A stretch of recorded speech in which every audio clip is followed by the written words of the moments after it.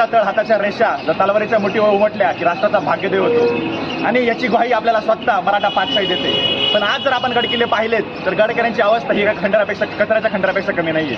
मित्रांनो, इंग्लंडचे viceroy Lord Mountbatten म्हणतात की जर छत्रपती शिवाजी महाराजांचा जन्म जर इंग्लंडच्या भूमीवर झाला असता तर आम्ही फक्त देश नव्हे, एक फक्त भूखंड नव्हे तर संपूर्ण ब्रह्मांडावर राज केले असते.